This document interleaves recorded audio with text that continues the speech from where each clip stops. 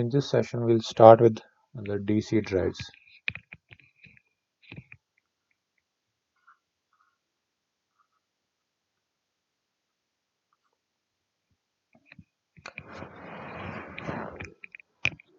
So a DC drive will be a configuration of a power electronic device of a, uh, again, it's an electromagnetic system.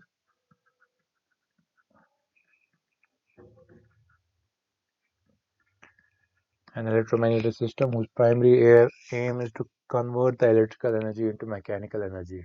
Now the electrical energy source here will be a DC voltage. So this electromagnetic system will consist of a configuration wherein there are the power electronic circuitry. It's a configuration of power electronic devices and control systems.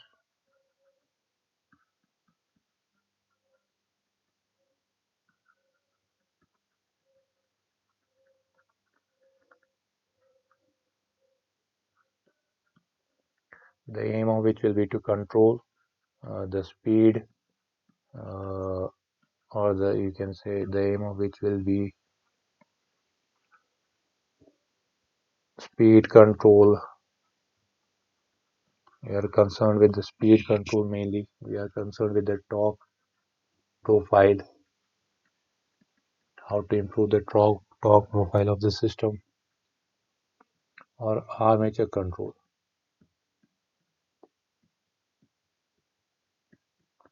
So this configuration of power electronic devices and controllers will aim at controlling the speed of the DC motor, torque profile, or the armature control of a DC motor. And specifically here, the power electronic devices, there can be two types of power electronic devices. Either it will be a rectifier or a chopper. So we have to see both configurations, a rectifier based DC drive as well as a chopper based DC drive. So before we go into the actual DC drives, we have to revise some concepts. We have to once again go through the equations of DC motors without going into the details. We have to see the torque speed profile of the DC motors. We have to model a DC motor. We'll be using a state space modeling as a transfer function approach. How to model a DC motor. So most of this has been done in previous semesters. So just going through them. We know for a DC motor, we're talking about, say for example, a separately excited DC motor.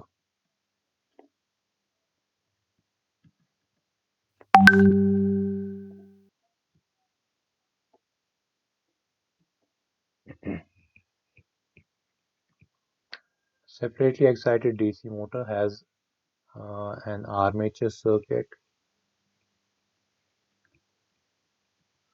and a field circuit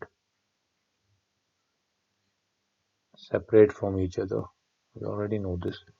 आपके पास एक field circuit है जिसकी resistance RF है, LF inductance R is.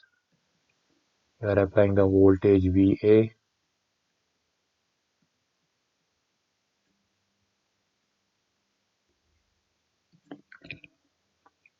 तो आप field circuit को voltage VF apply कर रहे हो. Current IF is flowing in the field circuit that establishes a magnetic field. You are applying a voltage VA to the armature circuit that establishes the current IA. A current carrying conductor placed in the magnetic field will experience torque and your motor will start rotating. So this is the basic operation of a separately excited DC motor. Now यहाँ पे जो back EMF develop होता है, the back EMF is developed as we load the system.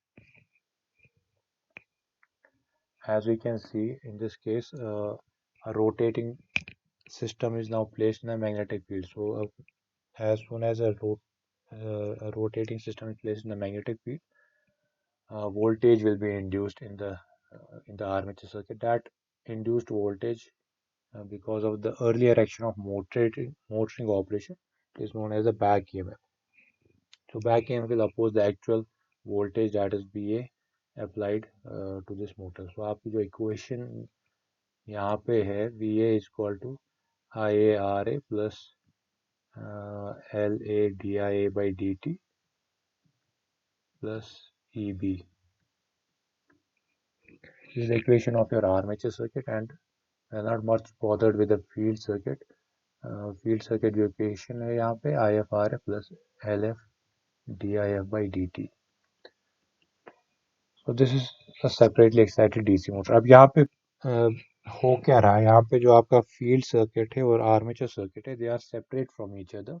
So what happens is you are controlling the flux. In this case you are controlling the field using the you are controlling the flux by controlling the field current, by controlling the field voltage. You can either go simply change this amount of voltage, or you can additionally add resistance in the field circuit, so that field current here changes, by which you will be able to control the flux of the motor. And you can control the armature current, you can control the applied voltage so as to control the speed of rotation, that is omega. Now in case of a field circuit, now case of a separately excited DC motor, there is an inherent decoupling.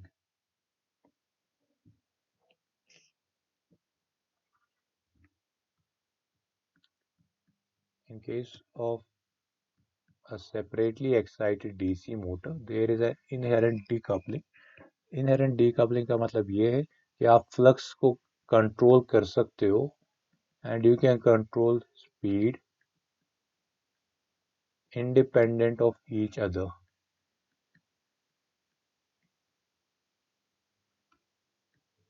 Now, this is an advantage associated with a separately excited DC motor or in DC motors in general. There is an ease in control. ये ease in control क्यों है? Because of the inherent nature of this circuit of a separately excited DC motor, where you have a separate field circuit, where you have a separate armature circuit. There is an inherent decoupling. अगर आप flux को control कर रहे हो, you can that will not actually affect the speed of the motor. If you are controlling the speed of the if you are controlling the armature circuitry to control the speed, that will not directly influence the field circuitry. So there is a decoupling between flux and speed. Now this decoupling is important क्योंकि जो flux control is somewhat sluggish in nature.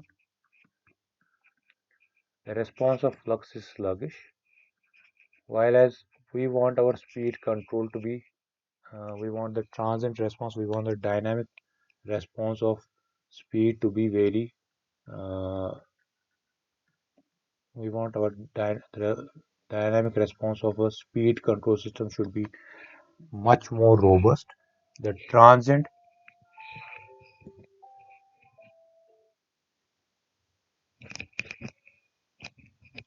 the transient time the transient time of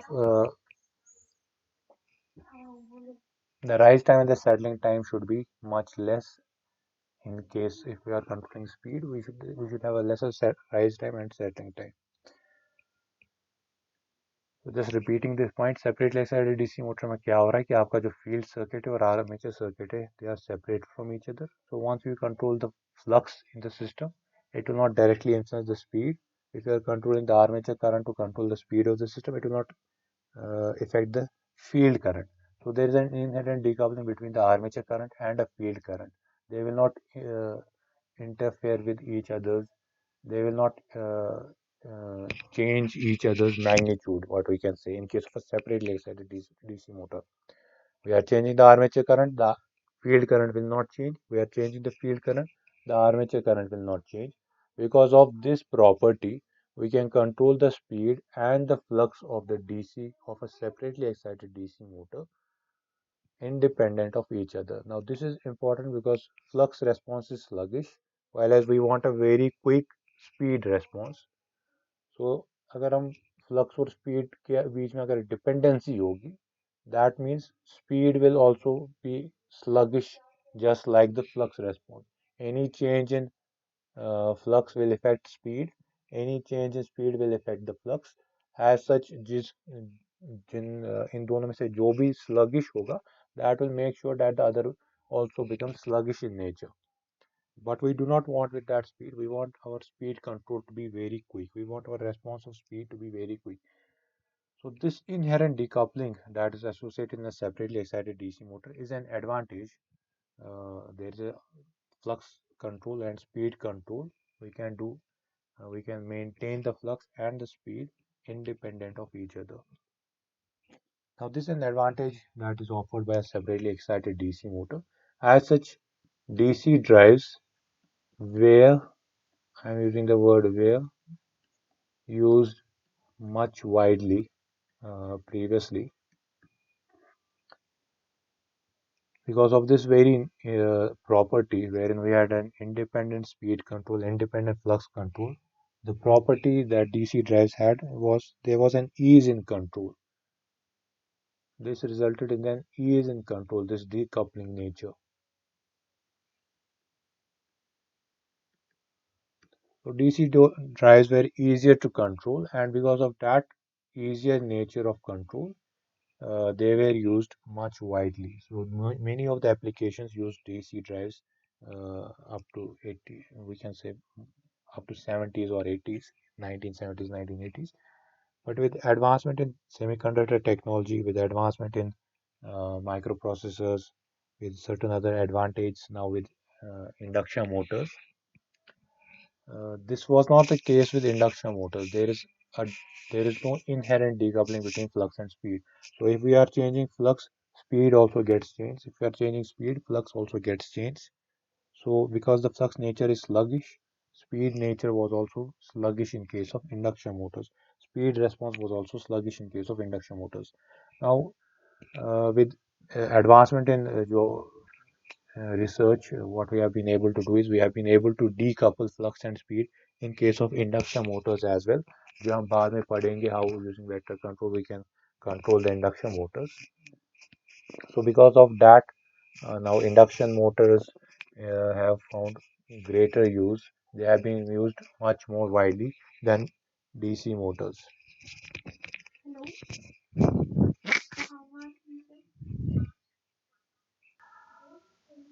Mm, Now moving on to the torque speed characteristics, without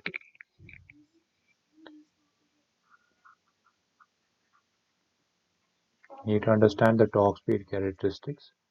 Uh, you know that for a DC motor, the applied voltage is IaRa plus LaDia by dt uh, plus the back EMF EB, where Ia, the torque induced torque is proportional to armature current Ia. Therefore, we write torque induced is equal to Kt times Ia, where Kt is the torque constant, proportionality constant, and similarly, the back EMF is proportional to the speed of the motor. Therefore, we can write Eb is equal to Kb times omega. So back EMF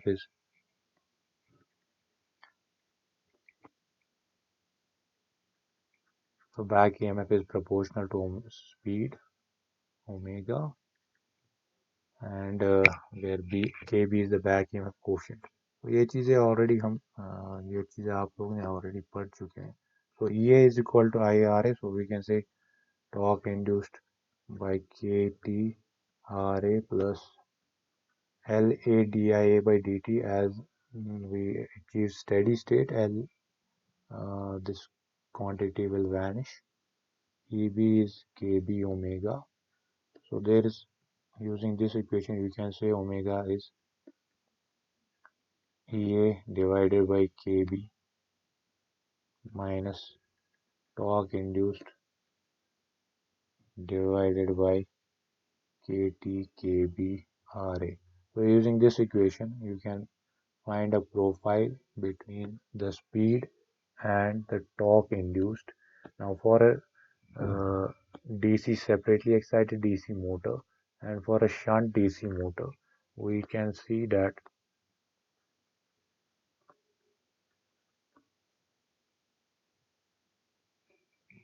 For a separately excited DC motor and for a shunt DC motor, the torque speed characteristics is somewhat like this that we have previously studied. Now, using this equation, Wavy equation, you can find out using this equation, which actually relates omega and torque induced. You can see the torque speed profile. So the torque speed characteristics of a DC shunt and a separately excited DC motor is somewhat like this.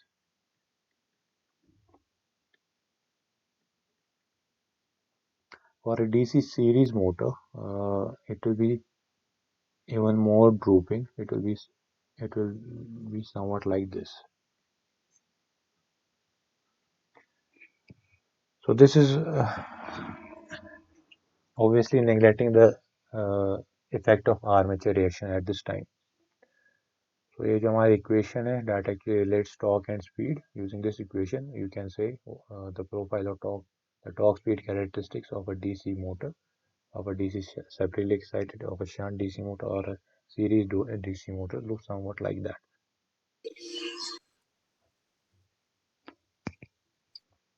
So using the torque speed characteristics, we can establish how to control the speed of a DC shunt motor or a separately excited DC motor.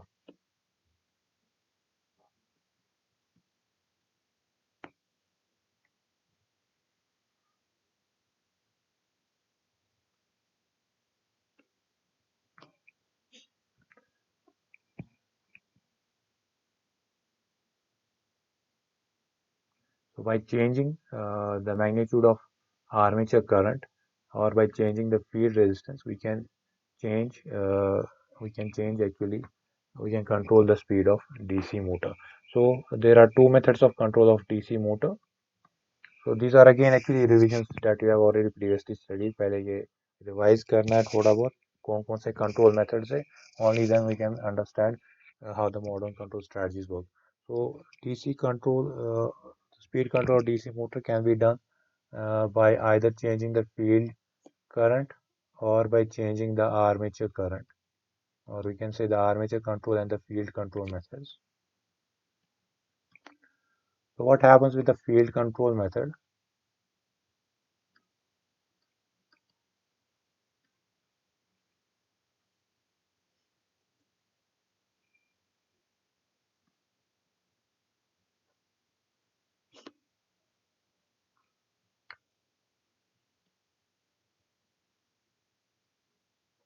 Say for example, we are changing the uh, field voltage.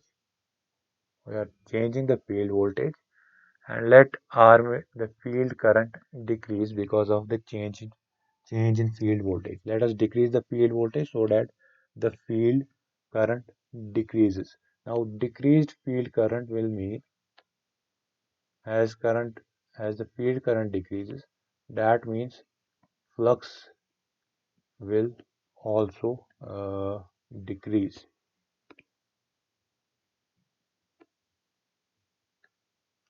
Now decrease in flux means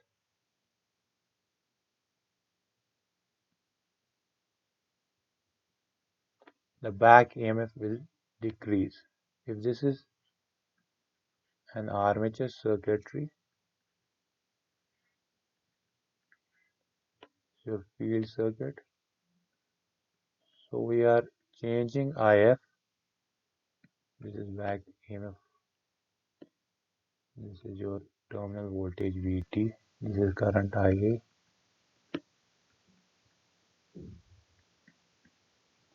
So what we are doing is we are decreasing the field voltage. We are decreasing the field voltage. A decrease in field voltage will mean there will be a decrease in field current. Decrease in field current means that the magnetic flux produced by the field circuitry will also decrease. Now once the magnetic flux produced by the field circuit decreases, EB will decrease. EB is proportional to both speed of rotation as well as flux. So you can also say EB is equal to KB phi omega. So the back EMF is proportional to flux as well as speed of rotation. So once we decrease flux, the back EMF decreases. Now our armature current in this circuit is Vt minus Eb divided by Ra. If Eb decreases, Vt is constant. So for example, Ra is constant, Ia will increase. An increase in Ia implies that torque produced by this system will increase since torque induced is proportional to the armature current. So armature current has increased. An increase in armature current implies an increase in induced torque, as torque induced is proportional to Ia. An increase in torque induced means speed will increase. So this means as we change the field current, if we how the speed of rotation can increase. By decreasing the field current, there will be an increase in speed. But simultaneously, what will happen is as soon as the speed increases, Eb will again increase. As Eb increases, Ia will again decrease. So there will be a new steady state point, but this steady state point will be achieved at a higher speed. Right? Now, as the torque induced increases, speed increases. Speed increase means Eb will again increase. Earlier the Eb had decreased because of decreased flux. There will be an increase in Eb such that Ia reaches back to its steady state value. Torque induced reaches to its steady state value. That means our load torque and an induced torque will be balanced once again. So there's an inherent stability in a DC motor, wherein you can see that an increase in decrease in field current will increase the armature, will increase the speed of rotation. There will be a new steady state point will be achieved, but at higher speed. So this is what happens with a field control. Now similarly, we can go for armature control of the DC motor.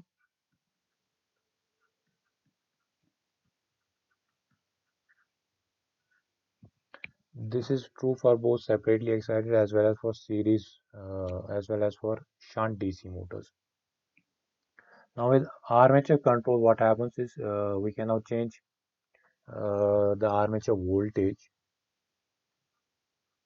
We can increase the terminal voltage that we are actually applying to the armature. We can increase this voltage. As this voltage increases, that means this current will increase.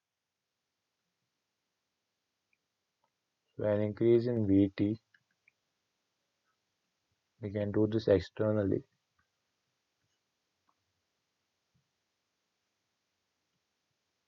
An increase in Vt will mean that the armature current will increase. An increase in armature current means torque induced. There will be an increase in torque induced. So as torque induced will increase, that means speed will increase. Increase in speed means again back EMF will increase.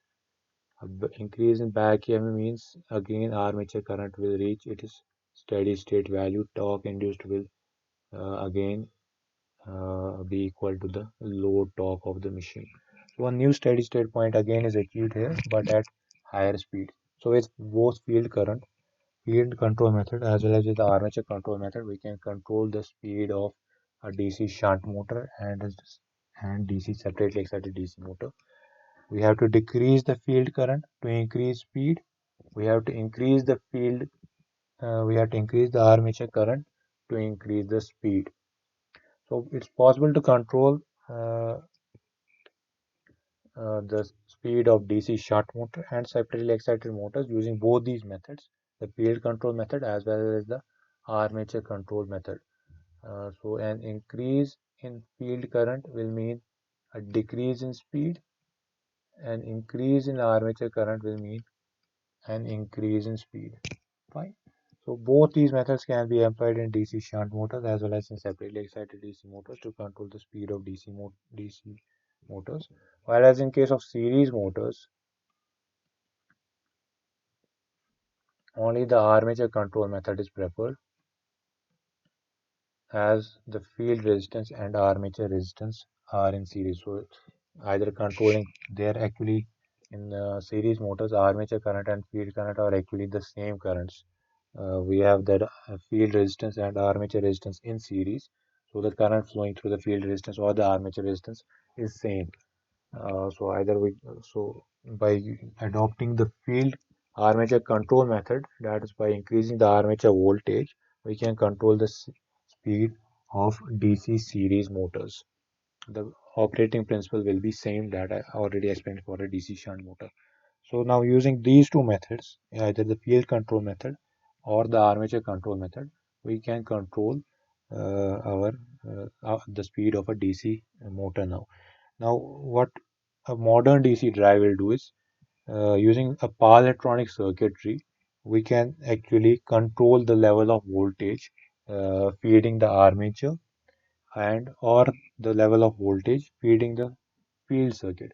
So using how power electronic devices we can model a rectifier based system or a chopper based drive. Uh, we have to we have to see those configurations.